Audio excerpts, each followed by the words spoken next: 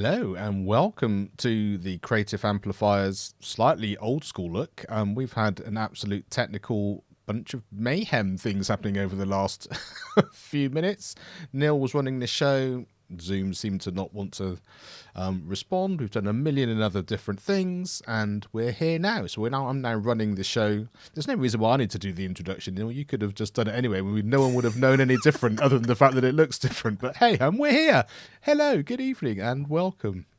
Anyway, Yes. let's get the heart rate down. How you doing, Neil? Because you were it's you that was dashing I don't know around. what's going on.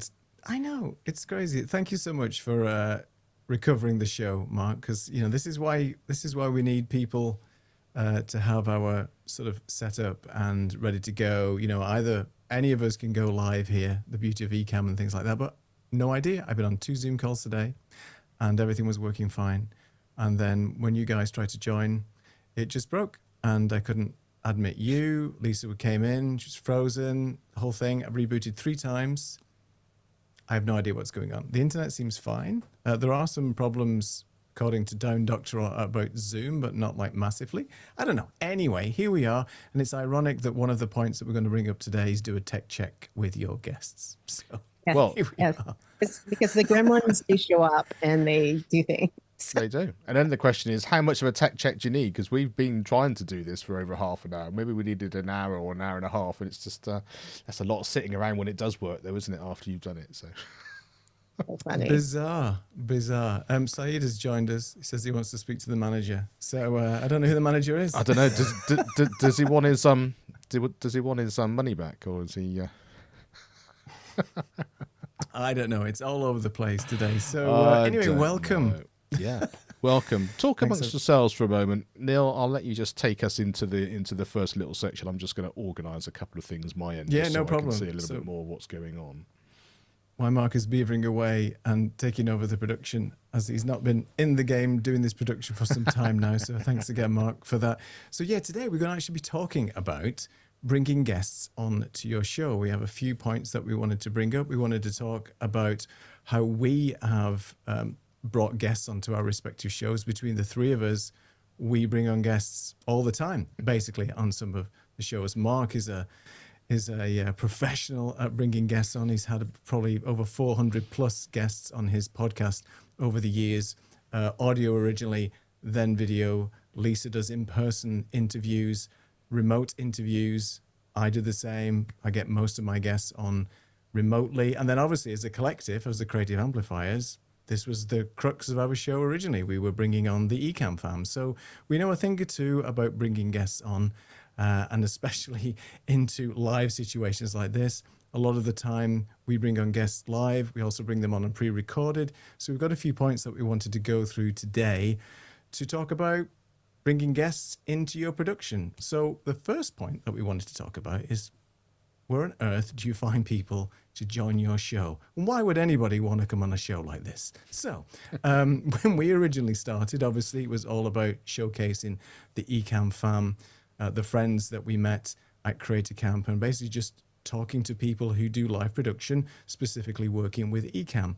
But if people are just starting off with their own live show and they want to bring on guests, or even if it's just pre-recorded stuff, where would people go to find guests? So maybe I can talk to Mark first, because obviously he's had a million guests over the years on his shows. And I think from your perspective, Mark, you didn't really have to sort of advertise too much to bring people on, but to tell us how you started really with how you brought your guests on your show. Yeah, so I mean, I think you have to remember there is a journey to begin with, because no one knows who you are or what you're about to begin with. So I think the first season that I did, I sort of just went into the world that I already had. So I approached some people that I knew, because my podcast was education related. So it was some teachers, some people I knew within the education field, and was just able to kind of, would you do this? And this is the sort of thing that it's going to be, the sort of things we'll ask and that kind of thing. And most of them were really excited about the fact they were going to be on a podcast and they wanted to share the journey, and it was really, really a lot of fun. And I sort of managed to just sort of get enough to get a bit of a buffer, just to sort of see how many people I could get. And then it sort of just expanded after that, because I then got people saying, oh, we've listened to the show. I've got something which is sort of related, or I can talk about this and I can talk about that. And so gradually, bit by bit, people would then get in contact with me. And then, of course, the longer you do it, the more shows you've got. And we know about people starting a podcast and never getting past episode 5. So once you start to get into sort of 10 episodes, 20 episodes, 50 episodes, all that kind of stuff, then it means that people start seeing you, and then it branches out from there. And once you've been there for enough and people sort of see that visibility, then I started getting sort of PR companies pitching on behalf of other people and that sort of thing. And then before you know it, you seem to be visible in lots of different ways. And then you sort of have that sort of back catalogue of people and people wanting to bank coming in, and then it becomes a different issue when you're trying to get as many guests on as possible but not have the time to necessarily get everyone on, and then you have a different thing about scrutinizing who you want on and why. So I think it grows gradually is kind of the moral of that, and just start small in your circle and then see how you go from there. Yeah, I think it's important to maybe look at your network to start with, right? I think that's what we've mentioned before, friends, people that you know. But Lisa, obviously you've morphed from one show to another now. So this new incarnation of your show, Appetizing Life, has obviously some guests now, a guest component on that where you're interviewing people and so on. And I think most of your interviews have been in person, right? So how did you sort of start to select or even consider what type of guests you wanted to have on your new show? Definitely an even mix. Definitely starting with your network, your circle, and then asking that circle who they know after that. But one of the things I've been doing now is going on places like Substack or on Instagram and plugging in the type of person I'd be looking for. So say I'm looking for a doctor who specializes in women over 50 and their health issues. And you start to plug in those keywords and people start to show up in your feed, and you can kind of start to distribute who would work, and then just reach out. It's a cold reach out, obviously, and follow their feed and like their things and make comments so you have some kind of connection. And I think that's a really great way to find people that you would like to have as guests, or people you want to collaborate with and have as guests. So you go look at the people that are doing the same topics you're doing. And that's, gives you another avenue for collaboration. So I would say that's a new, not a new way, but that's another way I've been seeking out people and finding interesting people who are maybe authors or, like I said, a specialist in a specific field that my audience would love to listen to. I know, Mark, we were talking earlier about the services you can also use that help match you with somebody that you want to have on as an interview. Or maybe you can talk a little bit more about that, because I just started looking at that, so you know more. Yeah, so Podmatch is the organization company that I've been involved in, and that's really good because one of the things about obviously reaching out to people is they might not be interested in being a guest, or they might not used to be being a guest, and it's a little bit left field, even though they'd be a great person to chat to.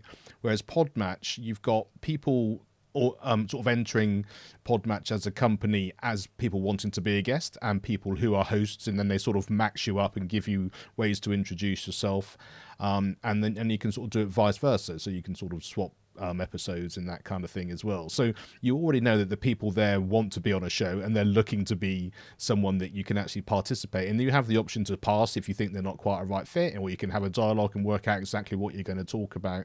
And that's worked really, really well, because it just gives you a good bank of people, and of course it's growing all the time, so there are more and more people joining and more people who start to follow what you're doing, and it's a really good way.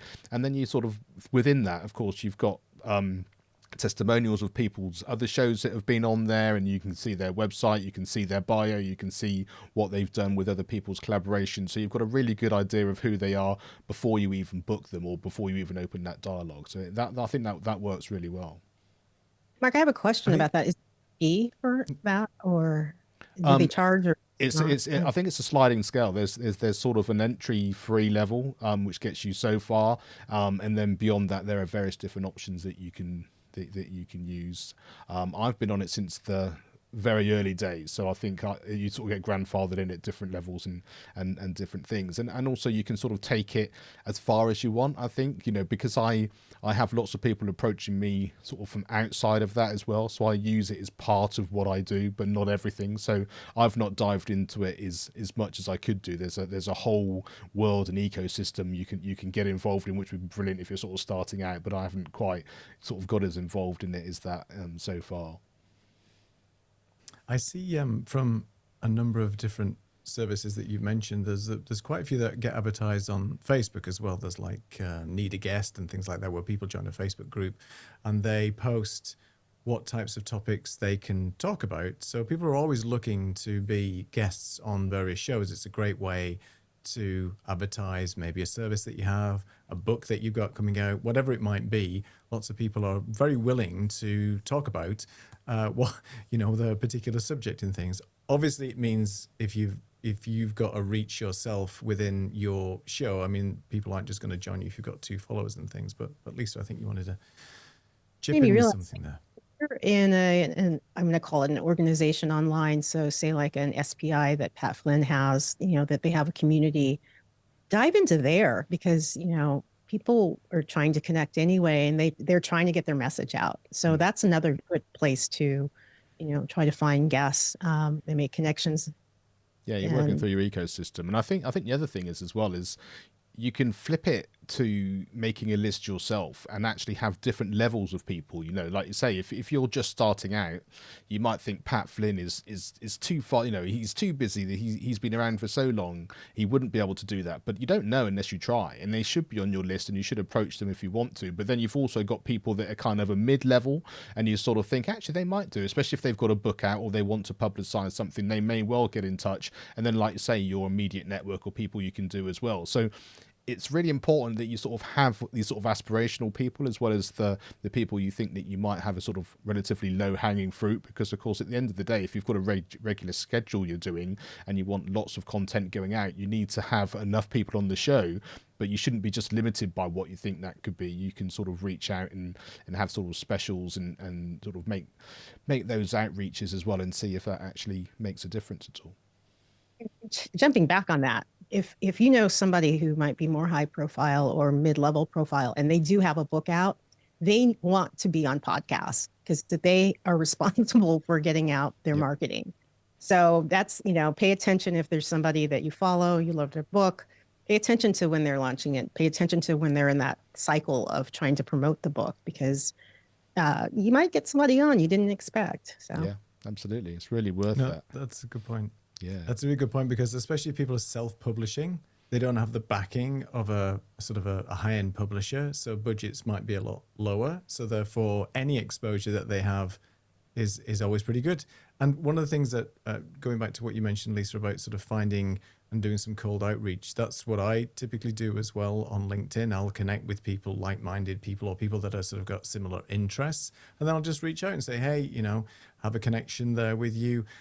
We do similar things. Would you like to pop on the show and just talk about a particular subject? I mean, Martin McKenna, I think, has just joined us live here as well. I do some shows with him as well. And he does a similar thing as well, where he'll reach out, do some cold outreach. And I've had people comment on my YouTube channel and things saying certain stuff and say, well, if you want to come and talk a little bit more about that, why don't you pop on the show? And people are quite open to that. It's not as scary, I think, as it is, especially if you're the person who's being interviewed. But as we've done when we started out, it was much easier and more comfortable for us to maybe have some friendlies to join us to start with, just to test the water, because it's always an interesting workflow. I'm going to talk about that shortly as well, in terms of how you sort of onboard people and get people actually set up and things. But as we proved tonight, tried and tested stuff and everything's working fine 20 minutes ago prior to us all joining, and then it all goes completely wrong and breaking. You've got to be prepared for anything. So, if Mark hadn't been available or hadn't had anything set up, we would have probably just cancelled the show tonight. And that's, if you've got guests coming on, then you've got to be prepared for that as well. Any other places for outreach before we can move on to the next subject? I was just going to double back on what you said about people when they've got books out and whether they're self-publishing, but actually even if they've got a publisher, it's often down to their network and their promotion. a lot as well. There's a lot less kind of we're going to throw money at it on your behalf or do it on your behalf. There's a lot of kind of you needing to do it as well. So even if it's actually a book that's got a good publisher behind it, often they're still able to kind of to make that work. And yes, Saeed, need a guest, not needy guest. That's true as well. There's probably a different show for that particular one, maybe behind closed doors, as we as we continue. We can do that one. Lovely. Great to see you as well, Dal. Brilliant stuff. And we should just hello, Sahar. So this is fantastic because so here I was a guest on her show. And this was one of those things. It's a really good sort of living example. I was working with somebody, knew they were on her show, followed it, made some comments, we got talking, got connected. She invited me onto her show, and then we were able to connect, and she's doing some brilliant stuff in the education world in the Far East. And so it's really, really easy in that kind of connection. And here she is tonight on our show, which is brilliant. Thank and it's so just that kind of continual conversations and those things as well. So yeah, thanks so much for being here. Really appreciate it. And I just love the way these connections can be really organic, and just grow over time in whichever part of your sort of world it is. And so yeah, thanks so much for being here. I really do appreciate that. You just sparked something. Wonderful. So one placement, we'll move on. Look at other podcasts and their guests, the podcasts that are, in the similar realm that you're in. And if you see somebody that you think, hey, that would work for me, that's a really good source just to check out your competition's podcasts or adjacent. Adjacent. Exactly. I think that's the thing. Yeah. Adjacent. Nicely put. And it doesn't have to be like the specific subjects, as you said. There's lots of people out there who'd be willing to come on and have a chat, even if it's just a tenuous link with somebody that you might have. And I think to your point around the Pat Flynn's of the world as well, it's always good to have your Dream 100 list, as they call it. I've been working with people who keep telling me to have that Dream 100 list, the white whales that you want to get, the ones that you want to sort of get on your. So aim high, because at the end of the day, you never know. People might want to come on your show. They might sort of resonate something with you and pop on there. And there's everybody's available, and they're just people at the end of the day. And if you can talk to people, then why not? They're not all just people, though, Neil. We know what it's like working with some, don't we? So okay, well, we'll just leave it at that. Yes. And I love this for Martin as well. You're amazed when the many people would like to be regular live guests, and that's really good as well, because I know your show that you do with Martin and the things that you've done, the number of people that actually will come back and back and back, because it becomes like it's just a community then, isn't it? That's the thing. It means that you're having a continual conversation. It might be that you're teaching something specifically, but if you're just having a hangout with a little bit of a topic that you can do, and then that's where the community thing comes in, and I love that. And it's one of the things I liked about what we did when we had people in the Zoom room and just bring them on ad hoc. That sense that we're just sort of all in this together. Yes, we can focus on certain things, but then if we go off at a tangent, then fantastic, let's do that. If it's serving people and people are learning something, then why not go for it? That seems like a great idea. And I think it breaks down those barriers as well for people who are a little bit nervous, or have never been a guest or have never been live before. It's easier for them to maybe just come on as a guest to have a little quick chat instead of running a full production and having to do it themselves, because I know that's a little bit daunting. As we find out tonight, it can be very daunting. So just depending on what those people want to do, it's really nice for them just to come on, as you said, chat for a few minutes, and then just go back into the green room and chat amongst themselves and so on, which is cool. Fantastic. Go on and take us into the next segment. Where are we heading next? The second segment is the one where Lisa shines. Basically, this is how we need to get organised, and irrespective of having a show as well oiled and as organised as this, no pun intended, then you do need to have some form of system. You need to be able to research, some information around your guests' bookings. Have a system in place. So Lisa, do you want to take us through a little bit about what sort of things that you put in place for us as part of our workflow to make things much easier for onboarding guests and then actually getting those guests on and then prepping and so on? Because I think that's a really important part. And I'd be interested to know what Mark does when he has his guests as well. And I'll tell you my sort of little workflow in the background as well. So the workflow I basically have set up for this is it starts with a questionnaire, and I need to know as much as I can know about a person, their bio, their, background bio, a photograph, a certain size. And the more you can be specific about what you need and that you're not getting things that aren't going to work, that's going to make more work for you is really, really important. So if you need a certain, okay. Uh, if you need a certain size photo that you're going to use for, your different social media things or just for promo, be specific and tell them that's what you need. If you need it to have a clear background and not have a lot of stuff going on in the background that you then have to take out and edit, and that's more time on your side, ask them to do a very clear, headshot with no distractions. And if they don't have one, they can snap it with their phone. It's fine. And then the next step after all of getting all that would be, as you're progressing, if for some reason you need to do a pre-interview with them because you have more questions and they have the time to do it, I highly suggest doing it. It's not necessary, but it'll help you get a sense of how they are on camera or how they speak or their cadence or what they're doing. The other thing would be to make sure they have the right equipment prior to even getting on the show. So make sure that they I love your laugh. I'm just thinking of all these sort of things that have gone on in our history, right? In terms of stuff, it's interesting. So you should have a list of what the minimal things that are necessary, so that they can be seen clearly. That they have some lighting, get in front of a window if you have to, if you don't have a light. That they can be heard. How's the sound? What are the camera are they using? Are they going to use the back facing? Notice I said that the back facing side of your iPhone. So it's a better quality. And you can, if you're using eCam, you can kind of help set up the shots, but, or do they have a small webcam that they're going to be using? Are they using their laptop? If so, tell them how to prop it up so I'm not looking up their nose or down at them. Like simple little hints. So the more that you can prep people, because a lot of people haven't done this before and they don't know. And your job is to make them look and sound the best that they can. You are here to feature them. If you have a show with a guest, the show is about them.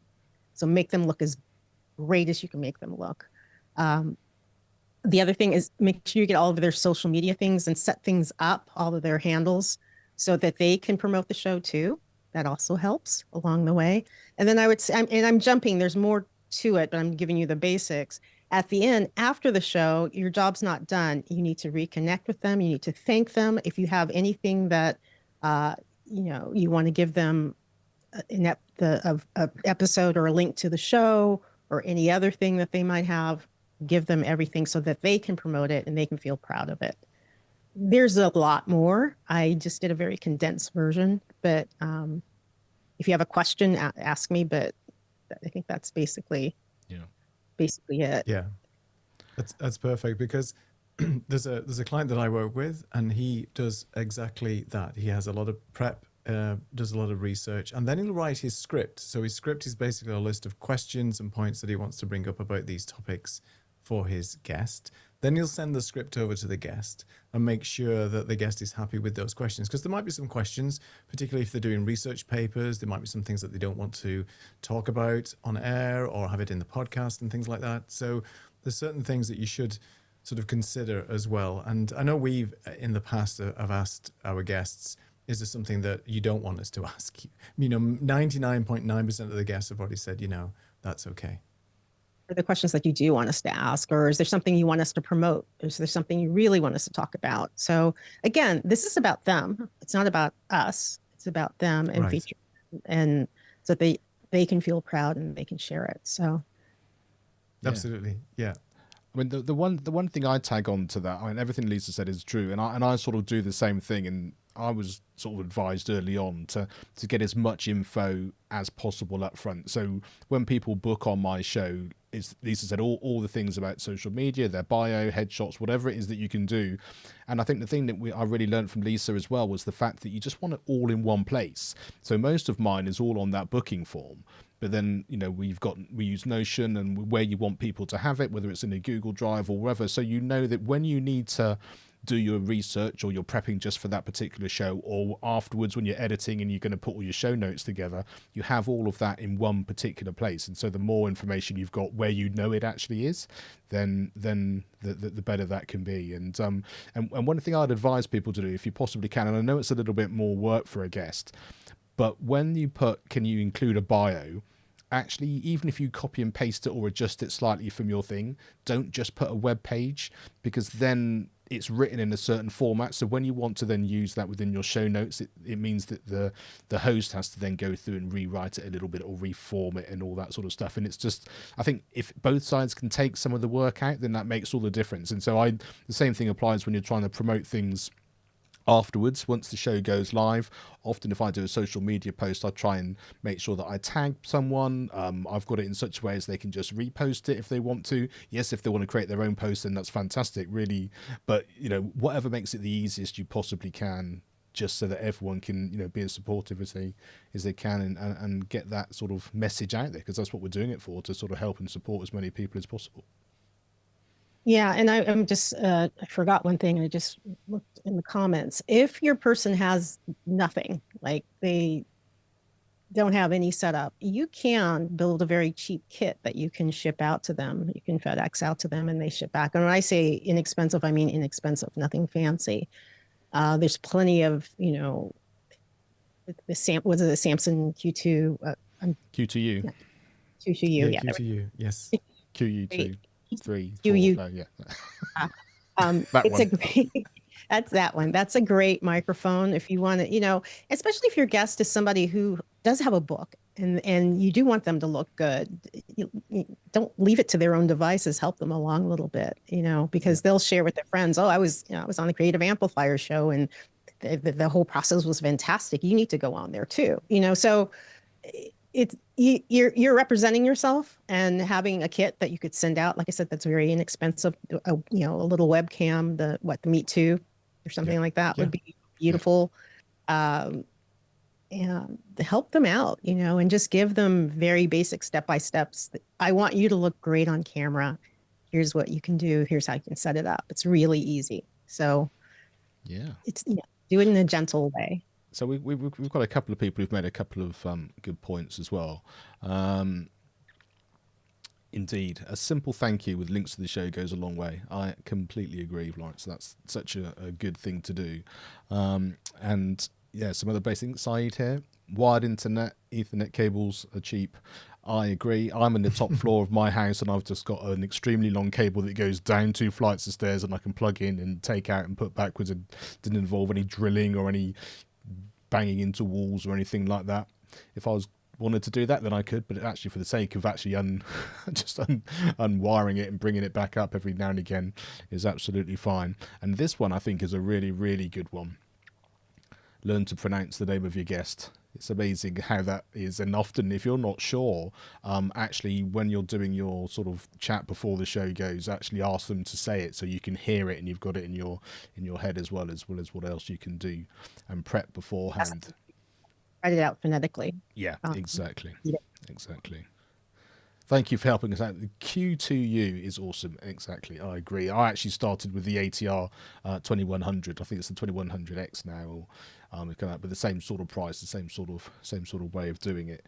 And I think something else I just thought that we should mention to Neil. So Neil, when you're hosting the show or when it's on your internet, Lisa and I are technically guests, so that means it's about us. Is that right? But as I'm hosting it tonight, it's about you two, so I'll just be quiet. It's about us two. Yeah, it's always about you two. That's the way I look at it. That's how we do the show. Just two points to that as well, all joking aside. So always remember and check if you've got name placeholders for your guest to make sure that you spell the guest's name right. I have done that wrong for Saeed twice. I got it right on one and then I got the name wrong again on another scene. So apologies, Saeed, but that's my bad. And you should always check that, because obviously if you've got people's names that you want to spell out, just make sure that you double check. And in the rush, sometimes you overlook this thing. I think one of the things that we do as well, or we have done on our show, is that depending on the type of show that you have, the Creative Amplifier show in the first 2 to 3 seasons,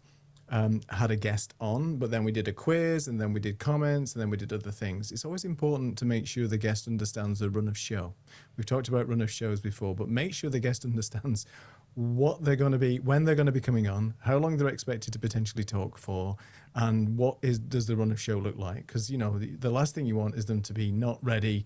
They've gone outside to get a cup of tea or something, and then we're waiting on them. So just make sure they understand the flow, the run of show before they come on, and that all-important sort of preparation before we go live and press that button. Yeah, and Martin said if you want them to do a 30-minute presentation, perhaps mention that in advance. I think that's probably very true, Martin.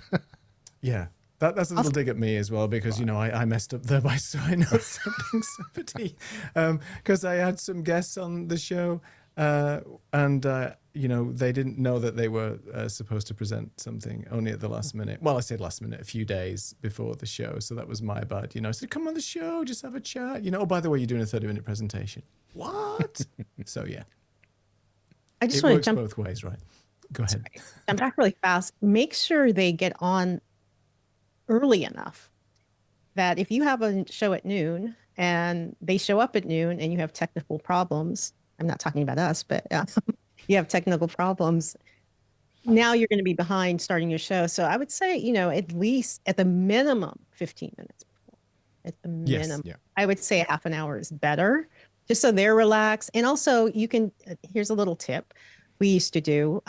We would get on, we'd chit chat, tell them the run of show, and then we would shoot a quick separate question video that was just an isolated shot of them, single shot. And I can then turn that into a different thing for social. It becomes a reel, it becomes a short or whatever. And in doing that, you've relaxed them because you've asked them the first question. So now, you know, had a conversation, everybody's chill, and it's like, let's go have a good show. So it helps both sides. Yeah. And I would also say that people don't know what they don't know. And like you said, some people will come on and will have done 100 interviews and they think it's all fine. All I would say about that is that everyone's setup is slightly different. Maybe it's a different format. Maybe it's a different bit of software that you're using. So sort of be aware that everything's not just the same, but also make them understand how it works. So what Lisa said is absolutely perfect when you've got a live show. Whereas when I'm recording my podcast, I usually have an hour slot, but I make sure that they know we've got a chance to chat to begin with. We're not recording in the moment you hit the software. Actually, we've got a couple of minutes to kind of get a bit of a relationship going, and then we're going to record, and then afterwards we're gonna have a chat as well. And because I use Ecamm when I'm doing mine too, I also sort of say, look, this is what it's going to look like. So sometimes it'll be us chatting like this, you know, or it might be that maybe we're going to look like this, or maybe we're going to look like this. So then eventually we're going to come back and it'll look like this, so that they know. And at the end, this is going to happen and it's going to sound like this. Don't hang up, just stay there. I'll stop the show and then I'll do something else. And so that way, they, like I say, it's like giving them that extra bit of information, which is going to be really helpful. Yeah, the more you make them, go ahead. better. Yeah. The more they feel at ease, like at a coffee shop having a conversation. Yeah, indeed. Right. Brilliant. Let me just bring up a couple of other things that people have said. Bonus points if you can get your guest to say, great question. I've never been asked that before. Well, the second part, definitely. The great question sometimes is something that they say after everything, which then you're like, oh, that's just your kind of your filler word to be able to do whatever. But I've never been asked that before. It's a great one if you can ever get someone to do that. I've heard you should always introduce your guest, never ask them to introduce themselves. That sounds a bit lazy and unprepared as the host. What are our thoughts? That's a great point. Ooh, that's a great What do we question. think about that? I guess I'll start. I mean, I've done both.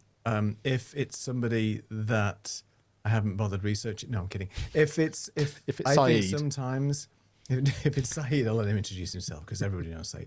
No, I think sometimes it's important for them. They probably have a better elevator pitch if they particularly are promoting something, a book, or they want to tell people their experience and history.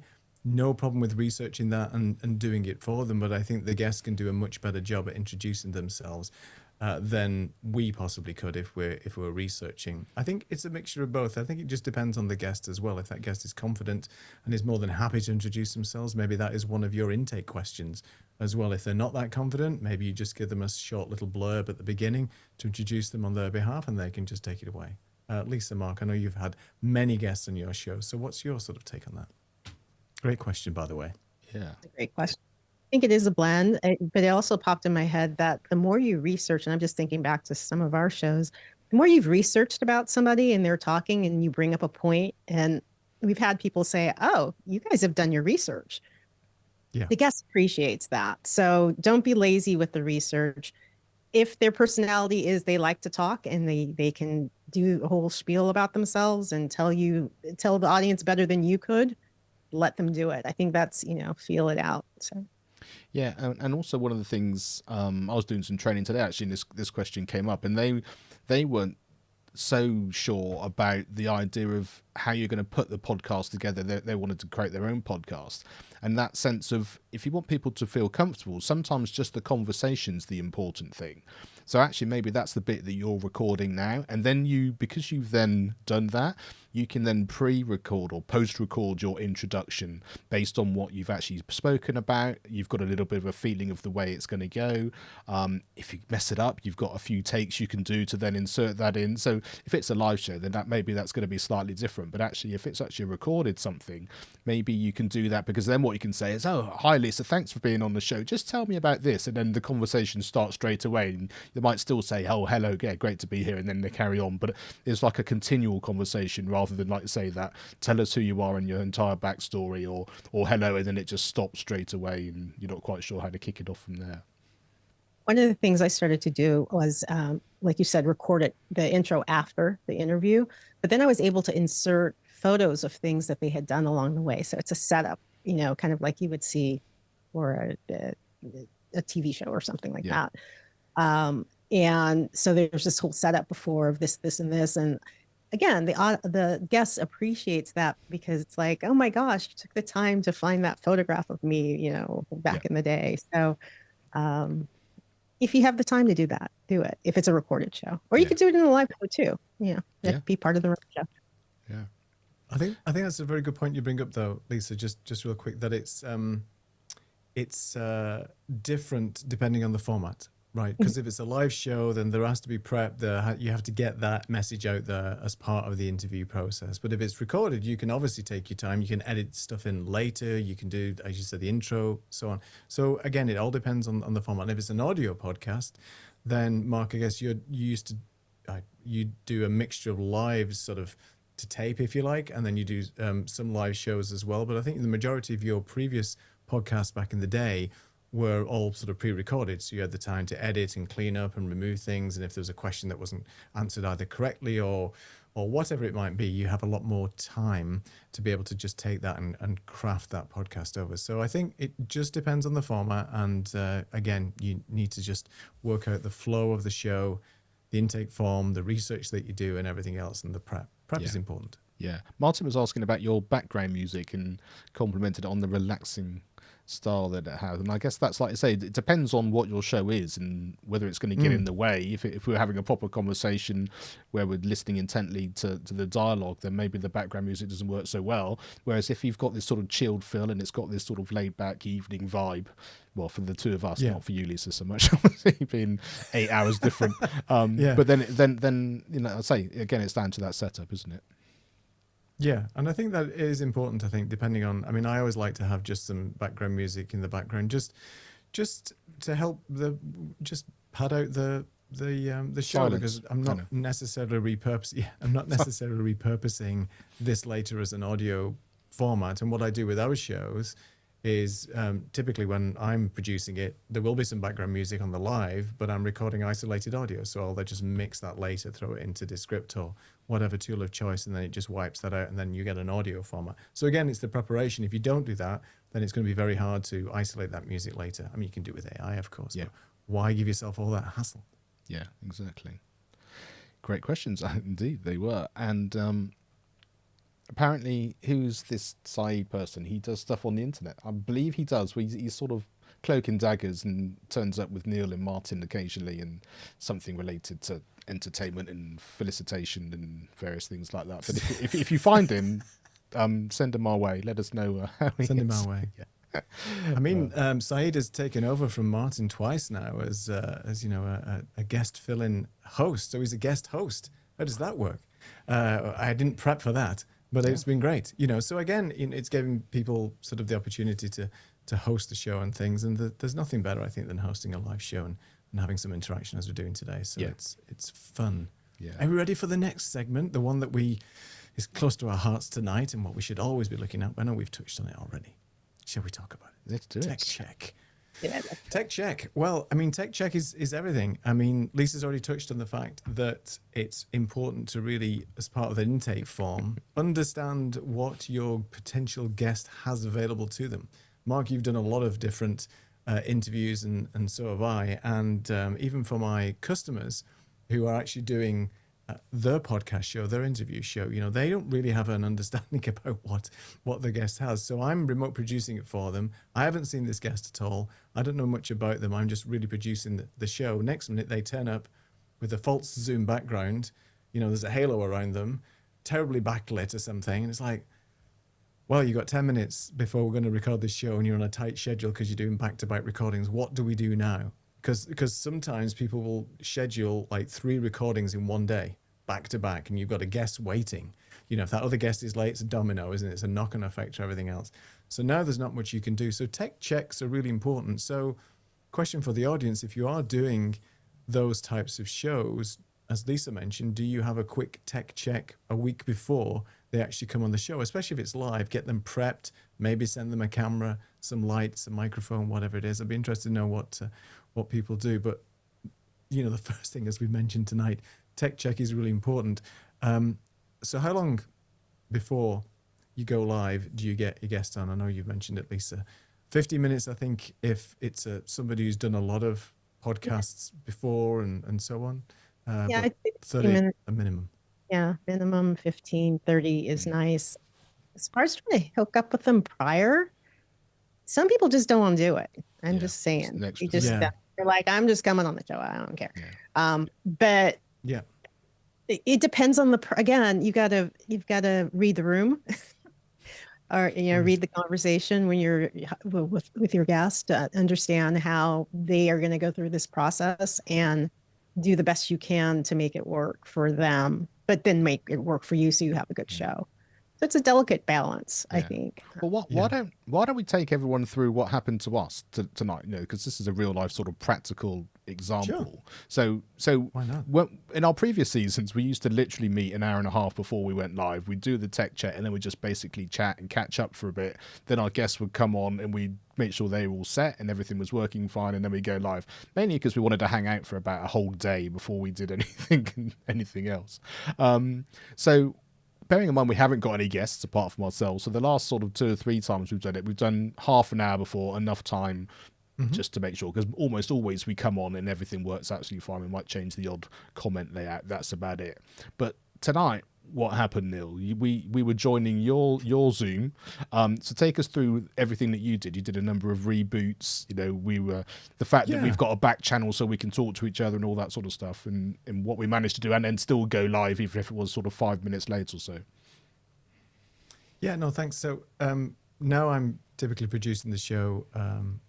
Mark used to do that before, so people will come into my production. So I was on a Zoom call, 2 Zoom calls today. No problem using eCam for Zoom as I'm using right now, and not problem at all. So we set up the call, 7:30. Mark and Lisa joined. Mark joined, no problem at all. And then Lisa joined, and then things started to freeze. So it just seemed to be that, yeah. And I thought, well, something wrong with the machine. The machine's been on like 24 hours. And I always say, and we've done that in our tech check list as well, that you can download and find somewhere. We can put a link later. Is that one of the things you should always do is reboot your machine before you start a live show or something, just to clear out any of the nonsense that's going on, make sure applications are not consuming bandwidth, all that kind of stuff. But I rebooted 3 times, set up 3 different Zoom calls, and there was just no way that it would work.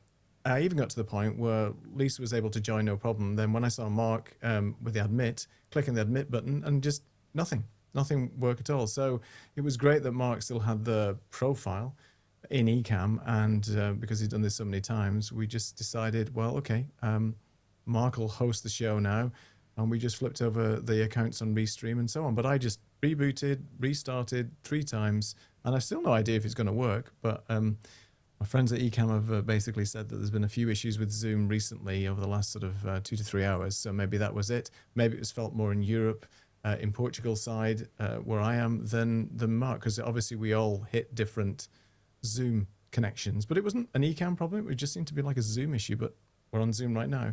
With the importance of tech checking, there was no way, if Mark hadn't got his setup, we could have gone live tonight. It was as simple as that. I mean, I think, Lisa, you don't have the profile set up or anything, and it was just one of those things. So we would have had to abandon ship. So I think 30 minutes in now hindsight is a really good time to be able to actually just go and check things out. And great, if everything works in the first 5 minutes, we can have a chat and with our friends and have a drink and so on. But yeah, it's very important, I think, to go through all those issues and make sure there's no problems and run through the scenes and things.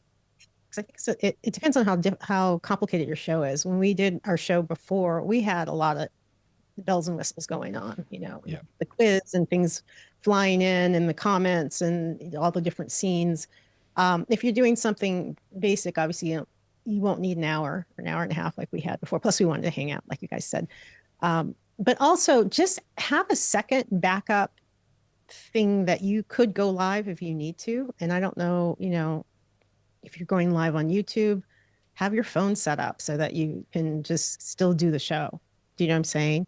And it may not look pretty, but at least you're still showing up. So I think we all have backup cameras, just in, a webcam or whatever, just in case the camera goes out. And maybe you can't afford to do that, but just have a backup plan. Think, what's the worst case scenario that could happen going live? And do that. As far as your guests, make sure that they can contact you if something happens on their end.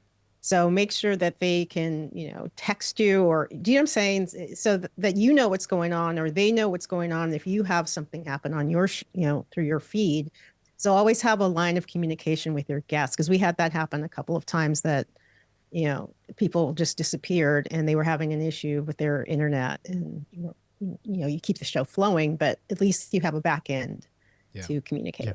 And I would just add to that, and it doesn't always work. If you've got a middle person connecting you to your guest, if you're doing it through a PR company, some people are brilliant and they're like, we've done all of our bit. I'm assuming the guest is happy to, I'm going to give you their details in case there's an issue. And then you've got that direct line of communication. There are some companies that I've worked with, and actually they want everything done through them, which is fine as long as they're available when the show's going to go out or when you're going to do the recording. If not, you're emailing the PR company, who then you get, I'm not in this week, or whatever it happens to be. They've done everything they needed to do and set the whole thing up, but for whatever reason there's been an issue, and then you can't get hold of your guests because you don't have their details because they didn't want to share them. And if you can possibly avoid that, then I think that is something worth asking if that becomes an issue. And I think as people haven't been guests before on shows, they potentially don't know that some of the pitfalls that they can get themselves into, like making sure the phone is on Do Not Disturb, for example, making sure that they don't have a ton of things going on, like distracting emails and notifications popping up, or whatever it might be. Because they, back in the day when we were all locked down, everybody was on Zoom, and it's a little bit of that Zoom mentality as well, whereby, okay, I've done all these calls before, it's no problem, it's just exactly the same, you don't need to have a decent mic or a decent camera or decent lighting or anything, it's fine, it's just Zoom, right? So there's a set expectations as well, and if that's all they have, and they have, not very good equipment, or they're in limited spaces or whatever, then just, you have to work with what you have. We can't all be, set up in nice studios and things like that. And it doesn't really matter as well, as long as people can hear you clearly, then it's much less forgiving for the video side. But I think, Mark, when you were doing some of your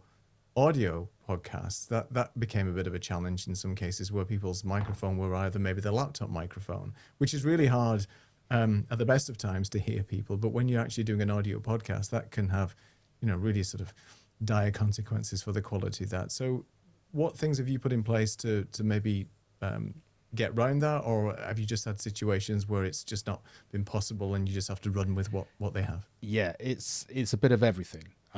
So okay. I as part of the stuff that goes out when they book, I have, please wear wired headphones, external microphone, camera, If you haven't got one, I've got a recommended suggestions. Everything from a good a headset, which is literally I think £20 or something like that, which it is good and works, through to like we say the Shure mics or the ATRs, those sorts of things. But then people still come on just with their computers, and their honest answer is, I've done loads of these and it always sounds great. And then you're okay. How do you do with that? So, Yeah. Thanks. so I mean, you do have the option to say, well, that's fine, we're not going to do the show, which is an awkward thing to do. I made it very clear, you've ticked the box on the booking form that you have this equipment and you're happy to do it. It's not like it's come as a surprise, but it's just is that. And of course, the other thing is that you then make that decision. If the conversation is going to be brilliant and you really want that guest on, then you want to have that conversation. And also, because of the capabilities now of editing software and the tools that you have, you can kind of make it sound much better than it does when it gets to you. And I think people forget that there's a lot of extra work that goes in. So it might be that it sounds great when you've heard yourself going on someone else's podcast, but they might have spent hours making it sound like that. And that isn't what you've produced, it's what they've been able to produce. And yes, if you've got maybe the latest Mac, their camera, their microphone is better than if you've got one that's sort of 7 or 8 years old, but it's still not the same as if you've got a microphone. But that isn't necessarily what you hear on the podcast, is the skill set of maybe the engineer or the podcaster or whoever's done the editing to make you sound as good as they possibly can do. So yeah, it's a bit of everything. All sorts of things happen and you just have to make that judgment call. And at the end of the day, I normally go for the conversation's important and I want it to happen. And I've put my time into it as well. If I have to make that extra effort, it's my show. If it's going to be terrible, then I wouldn't do it. But generally speaking, I try and make it happen. And then I'm just aware of, they then come back and want to be a guest again. Then maybe you think twice about doing that, or you do it in a different way. But yeah, so it's a bit of it's not a one size fits all necessarily, even when you've put all those frameworks in place to begin with. Yeah, and to your point, the AI now with Descript or Ophonic or whatever, that you can clean things up if you have to. One tool that you might want to mention to just as a extra thing, if people have a lot of background noise, they have a fan, they have a heater, they have something that is going to get picked up. There's a thing like Crisp that they can download that will take some of that noise out. Some of the programs that you're recording on can help you do that on your end too. So, it's beauty of Ecamm or whatever other program you might be using, that you have the ability to tweak certain things. You can tweak their lighting. You can make them a little bit brighter. You can frame them if their framing is off so that you guys match, like we're all matching. You don't have one big head. Yeah. Little. So yeah, it is a back and forth. It is kind of a, you got to find how can you make the show look the best it can, and how you can make your guests look the best it can. But you have the tools now, so. Yeah. And I think also we can very easily get in the weeds, because it's like, we want the tech to be good. We want it to look good. We want a polished show. But of course, there are some people who are producing something when it's just all about the content. And yes, of course, they want it to be as good as it can be. But it's so far down their list of priorities because, this is something which is very personal, or it's, something which has a big impact on their life. And they just want to have the conversation. They're just starting out, or they want it to be the emotional side of what they're trying to get across, and maybe the tech will come a little bit later. And so I think everyone's journey is slightly different. And so you just want to make sure that you, like you said, it doesn't take very much work to get a really good look and sound going to begin with, and it's the best place to start if you possibly can. But I think there are people who don't start with even some of that knowledge, and so it's just, what can we do? We're just going to jump on a Zoom call and chat. And if that works for you and that's what people do, then I don't know, maybe it's better to be in the game than not in the game at all, and then you start to learn from what people say and how they suggest. So yeah, it's I think not always having your tech head on can be can be important as well from that point of view. Yeah, definitely. And people are a lot more forgiving, I think, as well. If you look at sort of some news shows and things, news shows, not news shows, that are out there, then a lot of people are just basically, forgiving around that and stuff. Yeah. Sorry, Martin's just going off for dinner. I was just waving goodbye. Oh, all right. Have you a nice dinner. That's late for you. 9 o'clock dinner, sir? Okay, enjoy, and thanks for stopping by.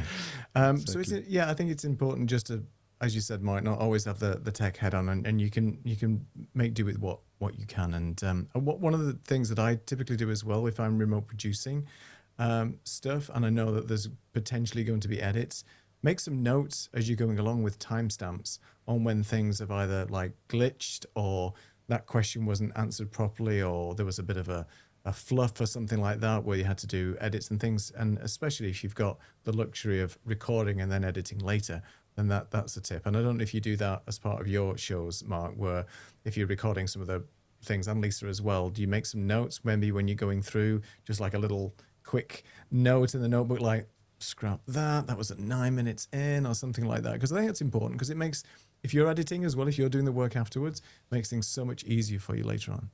I also do that for sound bites that I think will be good for, Good tip. shorts. Like if somebody says something, just write the first word, and then as you're, skimming through it, you can find it. Yeah. So So I think we might need some Wonderful. more guests on, because I haven't seen you write anything down in the last hour. So maybe. I know I'm usually like you're It's all scribbling. mental notes. It's all mental notes. Is it- Transcript, right, Lisa? It's on the Just show throw it notes. into transcript and say, you said this, then delete. Done. Easy. It's done. Yeah, exactly. Do you want to, shall we check some comments before we go into Yeah, the next section? I know absolutely. we're running a bit late tonight, but that doesn't matter. It's our show. Syed says, always do software updates 10 minutes before you go live. What could go wrong? Oh, you mean feel like I 10 did hours that. before, Syed, is what you really Yeah, mean. I Yes, know. exactly. No idea what's going on. Yeah, just make sure you give yourself enough time, because like we said, there are so many things that can happen with your guests. There are so many things that can happen without you even thinking about it. Putting yourself in that position of suddenly doing an update or not testing something that close to the show going out, you're going to ask for all manner of issues going Ask for through. trouble. Yeah. Good recording a show if you of yourself before you go live too, or Yep. record, That's a because good then point. you'll notice if the sound's right, and notice if your lighting is right, if you left a Coke can in the back, or Starbucks anything coffee else. table in Game of Thrones. anything else Yeah. that you just left on set. So yeah, it's a good. Yeah. I want to go back to what Mark was talking about. No, I'm just kidding. So anyway, let's go on to the next segment, which is Is this related? If you've something got that multiple we, shows, is that what you're talking about? It might not be related. But yeah, that's right. You just change the setup. That's exactly what I mean. Change the lighting, Yeah. make sure it fits well. Our next point is something that hopefully we do quite well, is making our guest feel at ease, and some things that we can do regarding that. I think Lisa's mentioned already that if you know the guest and you may have a little rapport with them or some friendship with them already, then it's much easier to bring somebody on like that than having a cold outreach, maybe having an email conversation and bringing the guest straight on. So what are some sort of tips for making guests feel at ease? I'm happy to share mine in a minute, but Mark, obviously you have many people coming on your show, most remotely, I think, because I'm interested in how Lisa does this with her sort of in-person guests. But when you're bringing on guests remotely, is there anything that you do beforehand in the prior correspondence, in the pre-planning phase, to make your guests feel at ease before you bring them on, and so on? I mean, not necessarily, other than the fact that if you've done all that prep and all those things within your booking system, they feel prepared because they know what to expect. So I think that they sort of feel like they know what's going to happen, which I think it's the unknown, which is the scary thing. The biggest thing is the first 5 minutes when we're chatting just before we record. If I've done a bit of research, I know that they're living here, or they're living in the States and they've just had a snowstorm, or something that's happened, or I know they've got kids the same sort of age as mine. If they've just gone to university, they just started school. Just something which is a very easy answer because it's related to them, and then you get a natural bit of conversation going, and then everyone just relaxes, and then I'm just explaining that once we then start recording, it's just like this. It's like we're meeting for a coffee. Whatever you'd normally chat about there is absolutely fine. And if it's not live, just to say we'll do it as a live chat, it'll be absolutely fine. Should you need to say anything extra, should you just need to do it, just let me know and we'll take that out. And that takes an even more of the pressure off as well. And then very little happens after that. Occasionally the odd thing, but generally speaking, it's just like we're meeting up for coffee. Depending on what I think my sort of first or second thought of that person is, I say it could be a glass of wine or a beer, but sometimes you get that pitch a little bit wrong, but it usually makes someone laugh, if nothing else. Yes. That makes sense. Lisa, you have people in your studio having discussions with you and so on. What's your sort of pre-show prep to make your guests feel at ease? Snacks. No. You're baking. Done. Easy. That's great. Okay, thanks for that. Like if when I was on a TV show, you come in, you show everybody where everything is. Where's the bathroom? There's a little, I don't want to call it craft services, but there are snacks and there's water and then there's drinks. And we kind of sit and talk about, just loosen them up, talk about the show. And like Mark said, what's going on in their life and then bring them on set. And, it's me running it, but you kind of are acting like wardrobe and makeup and make sure everybody looks good and their clothes are right, and the mic is right. If whatever mic you're using, if you're not using one of these, and just make them feel at ease and like they're at home. And you came over to my house and we're having not cocktails, but we're just chilling and we're talking and you're going to tell me your story and I have good food for you and some drinks and let's do this. So that's the vibe you get when you come to me in person. We're just having a conversation that I want to share your story. And I think that's really important is making it, as you mentioned before, making it about them and to make them feel comfortable as well as you obviously are trying to make them shine. They are the star of the show if you're a guest. And one of the things that I do is just make sure they feel comfortable with the surroundings as well. Like if they need to have drinks with them or whatever it might be, I'll take a look at the sort of setup and make sure that they're sat. And, a lot of people maybe move around and stuff when they're talking. And I'll say, just get yourself in the most comfortable position. Then we can adjust your camera setup and things like that. You don't have to worry about being sort of too far forward or whatever. We can take care of that. Again, making them comfortable in the surroundings. And also, one of my customers who I work with, because it's a pre-recorded podcast, they just say, look, if there's a problem with the question or you can't think of an answer, it's fine. Just pause. And that pause, and then we'll just edit that piece out and we'll write down what it is and so on. So there's never any big expectation of getting everything right first time. And even when it's live, it doesn't matter because when you're live in a conversation, things happen, doorbells ring, Amazon guy comes to the door, whatever it might be, and it's just the way that things are. So it's not a problem, and the expectation isn't that high for when you're doing sort of live podcasts. Remember the guy that was being interviewed, and it was on BBC TV, where this little child came running through the door, and the nanny was trying to pull her back right in the middle of that. So I mean, that those things do happen, and that was a live BBC broadcast or something. So it doesn't matter, and I think. Telling stories like that and just making people feel comfortable, and it's not an interrogation, it's not a job interview, it's about them at the end of the day. So let's just relax, have a coffee, chill out, or a G&T, whichever country you're in. Exactly, and Sai just likes lying in bed. Is his most comfortable position. It's going to position. Well, fine. That's whatever a works. Bed cam. Exactly. Whatever works. Yeah. Up down shot. Yeah, exactly. Mirrored ceiling. Anyway, yes. Oh dear me. One of the there it is. Quiet. One of the things I was going to mention is I used to have like a little checklist of things. So I have a list of things I go through just so that I don't forget. I very rarely look at them now, but things like how you're going to introduce somebody, things you want them to think about, and things I just need to remind myself of.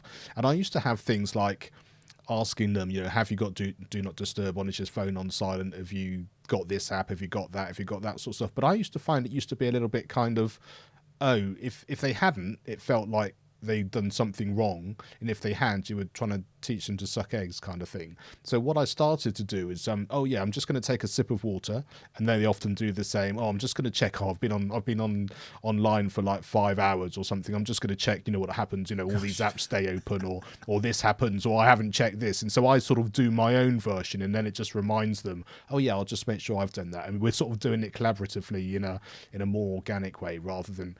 So, have you turned your phone off, and are you going to make sure that nothing's going to make a noise and that kind of thing? So, anyway, that's just something I started doing, which seems to work, and I've actually had sort of less issues with those things happening since I've done that than actually just having a sort of literally a checklist to sort of tick them off. So, yeah.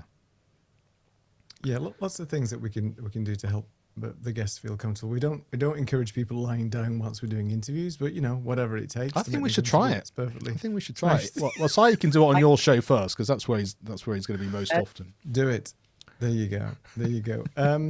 So our last segment tonight is all about which Sleep. bed to select for your client to chill out on. No, the last segment, and we've already touched on this, is our post-interview process and follow-up. Now, Lisa's already touched on that, but I think it's really important to, thank them after being on the show and so on, follow up. And I think depending on the types of tools that you use, you could always automate that process as well, particularly if they've joined an event like we're doing tonight, and maybe it's scheduled via Calendly or something like that, where you've got an automated workflow 2 hours after the show is finished. For example, it will be just a courteous follow-up email. That can be as personalized or otherwise as you want, because sometimes you forget, you finish the show, you may be going off and then doing some editing, something else pops up, and then you forget to send that follow-up email. So what process did you put in place for us, Lisa, when we were working on the Creative Amplifiers side for guests to sort of put in place that that you have to send a follow-up email or things like that? That's in our checklist workflow, or is it something more automated that you've used in the past? Because if something was going on that I saw they were doing, it didn't sound like it was, already pre-written. Right. If you have time, if you don't have the time, do that. But I would tell them thank you the next day for being there. Let them know that if I was posting something, that they would be a collaborator on it if it was on Instagram. That way they could take it and post it and do what they wanted to do with it. We didn't do this. Sometimes for me, I will give people the actual video so they could take it and chop it up if they want to. And maybe one of the shorts I've done for it.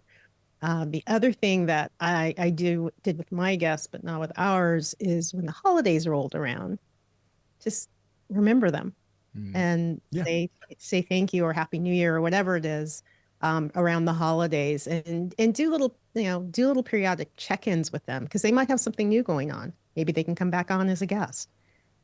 So it doesn't just end once you've recorded the show and said thank you. Keep the relationship going. Yeah, that's great advice. And the other thing actually just reminded me is that before the shows as well, if you've got a booking form, it's also, I found, really helpful to do those reminder that your interview's coming up, whether it's 24 hours before. Yeah. I've got one that's 24 hours before where someone's gone, I've completely messed this up. And then I've got one an hour before, which is just, as much as anything, it's not a reminder because they've realized at that point, but it's the last place which has then got the information again for logging on and all the details, and it's at the top of their inbox again and that kind of thing. So those things are...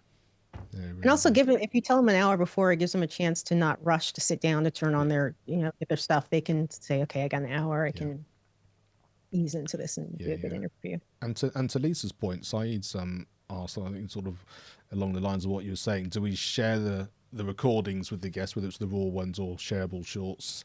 I personally, generally, once it's live, I share the link and I give them, if they ask for an actual recording because they want to do it, or they're an organization and they've actually then decided they're going to create their own, then I'm more than happy to share that.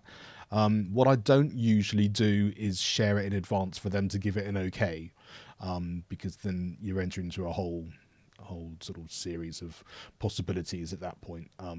I mean, if there's occasionally you get someone get in touch and say, I said this on the show and I really don't want that to be in, and unless there's any real reason for me to say no, then I'll just make that happen, or just edit it out, or do whatever I can. But most of the time, that's very rare that that's actually been the case. I think, as you mentioned, Lisa, as well, that a happy guest, a guest that's been prepped well and so on, and will share their experience with their followers and so on. So we had a great time at the Creative Amplifiers show, loved being on there, and maybe you guys should sort of turn up and be a guest on their show as well. And as we've mentioned, we've had people come back to our show. I've had people come back on my show as well, and if they've had an enjoyable experience, they genuinely want to come back, because sometimes it might have been their first time being a guest.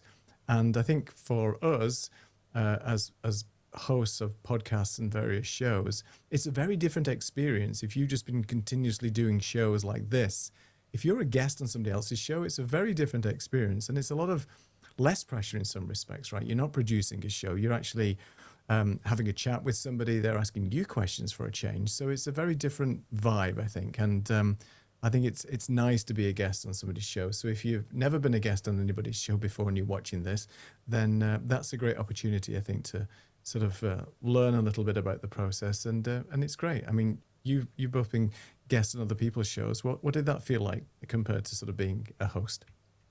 Easier. You So much easier. Do you think it's easier being a guest? I do. Ah, I do. interesting. I do. Just- Yeah.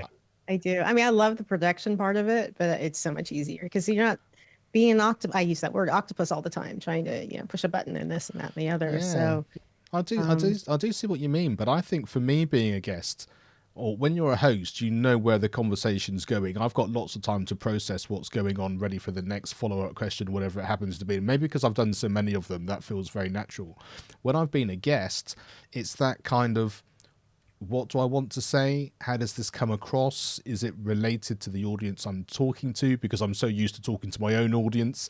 And there's sort of more cogs that don't seem quite as oiled, but I guess that's probably just the practice side of doing that. So I find that a little bit, I like it because I think it's really great to feel what that's like, so that when you go back to being your own host, you can kind of, you got the empathy of what it's like to do that and the experience of doing that. But yeah, I think it's definitely, I prefer being the host and having the control. I didn't go through. Can I jump back? Interesting. One thing that it Yeah. just popped in my head. As far as when you do that thank you, that after the show, go ahead and, if you feel comfortable, do the ask of, hey, if you know somebody else who would love to be on the show or that you think their message should be out there, I would love for you to recommend them to me if you feel comfortable. Yeah. But it's not a wrong thing to do. Yeah. Yeah, Like important. that. Saeed's asked a really important question. I don't know what you guys have done with this. What about the legal side? Some actually ask for written consent before publishing a recording. Not sure if this is specific to the E or just the way to stay safe on, or to be on the safe side. I could speak to that a little bit. From a standard guest perspective who's not in any government or some other type of organization where there's regulatory and compliance associated with it, then typically that doesn't happen. But as a remote producer, I've worked with customers in different countries that have required the entire transcript of the recording to be sent over to their bosses in order to have it verified before it actually goes live. So there's a few of those things that happen, not necessarily consent forms, but sometimes people do want to see what's been discussed, particularly if it's a research project, something related to government and so on, just to make sure nothing has been said in there that shouldn't have been in terms of before it goes live. That's been my experience. I don't know, Lisa, if you've had any experience related to that or not. I would Good say question, though. if you have somebody that's talking about medical things, and I'm pulling this from the whole issue that happened with what's her name from Goop. Oh my God, what is her name? I can't remember. Not sure her that is. You'll know it if I say it, but she was doing recordings and doing podcasts talking about this is going to work for you. It was, medical things that people were Right. trying Yeah. that Gwyneth you Paltrow. could. Yeah, thank you, Gwyneth.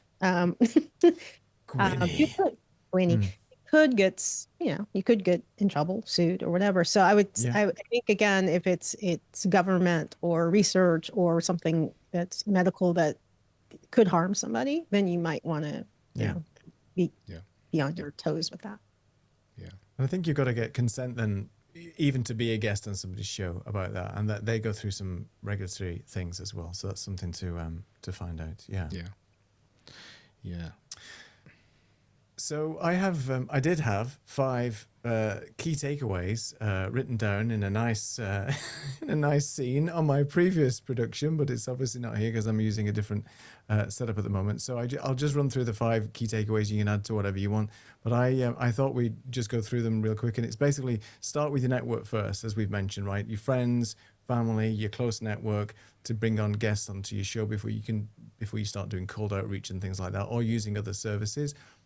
As we've learned, intake forms prevent technical disasters and surprises. So having a good process in order for bringing on your guests, the intake forms, getting all the information ready, photographs, bios, all that kind of stuff, just eases the process and makes things so much easier in the long run. Always do the tech checks. That goes without saying now, as we spoke about tonight.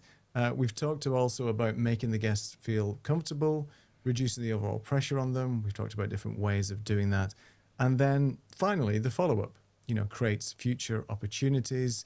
It builds that trust, that relationship with the guests. They might want to come back on the show. They might tell other people.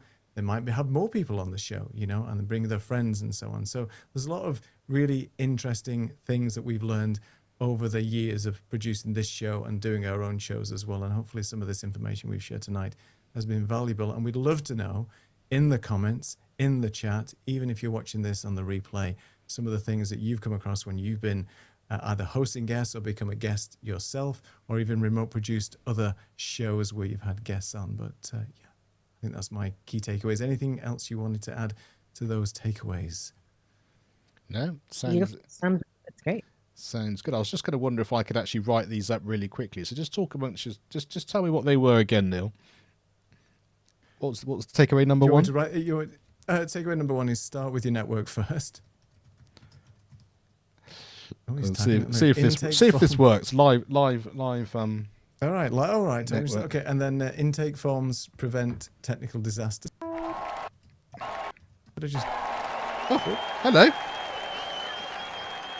Hello. That was just purely because I hit a button and it decided to come back, and it all did it. I'm not going to do that live. That was fun. It was fun though. It looked like it was going to work really, really well, and then it really didn't. So Recap. That's all right. yeah. Oh, there we are. Look, failed at the last minute. Back in. Exactly. Exactly. It's very nice. Oh, even I just glitched then as well. It's all kicking off. It's all going wrong already. Everybody's getting glitchy again. So that's great. Any more comments, questions? Here's your 30-second warning. Anybody that wants to ask any more questions, but you can continue the conversation in the chat, of course, and in the community and so on. And we should mention our Substack, but I don't think I have a button for that. Let me just see if I've got one. I don't think I've got. Maybe I could just hit that button and it might post something to the chat. Yeah. Well, Syed said, make it a conversation, not an interrogation. That is. I like that. True. And it even rhymes. Yeah. Bravo. Exactly. Keep. Oh, look at that. That one there. Oh, look at that. There you go. You can join us on Substack. There you are, you see. Join us on Substack and get all of that great information. And I think that at the top is actually Substack actually being live or nearly being live. So there we go. Well, we were, yeah. It should be there. Should be whirring through. So brilliant. Everything written out. I will have that out to you. Fantastic. I can still hear Substack in the background. Actually, Mark. Is it still going? It's still going. It's still playing in the background. Yes. Oh, let me. It's all going. I think it's all fine now. We'll see. Let's stop the show quickly. Let's get all this going. Let's make sure. Yeah, it's not, before we blow up everything that we've been going on. I can't hear anything. What's happening? I can only hear. I don't hear anything either. It's just your name. It's just your thing going through. Oh dear. I don't know what's happening. care. Oh dear. It's still playing in the background. Can you hear anything, Lisa? I hear nothing. Okay. I hear nothing okay. either. It's all right now. It's all right. It was me. It was just me. It's okay. There you are. See, look, my text did work after all that. Well, thank you so much. Start with your network first. I was going mad. It was never mind. Technical challenges. I need to go home. Oh, I'm already here. Oh, it doesn't matter. Okay. Anyway, with that said, it's been an interesting show. We've gone on longer than we expected. There is some meat, some gold. There's some content in here that we can repurpose and reshare. I pity the fool that's going to be editing this later. Well, that'll be me then. I guess it's time for us to disappear and say goodbye. Goodbye. And good luck to everyone who's in Boston this week, because it's Ecamm Creator Camp this week. So yeah, if you're watching and there or watching from there, yeah, Have a great week, and yeah, learn some good skills, and then you too could have a show this slick and organised and put together in the best possible way. And remember, we started this show because we wanted to hang out and have some fun, and we've met those criteria tonight, and there's definitely been one or two bits of information which I'm gonna take forward and then put into practice. All right, perfect. Anyway, sorry. So I was just trying to freak you out with a glitch, a non-glitchy glitch. Yeah. So yes. Yes, so many problems tonight, but we've thoroughly enjoyed our time here, and thank you for everybody that stuck with us and joined us. And sorry for starting late. It'll be a lot better next time. That's much better, better. Just cover it over. I'll just go blank. Just cut the camera. Yes. All right. See you next week, same time, same place. Until then, have a good evening. Good night, everybody.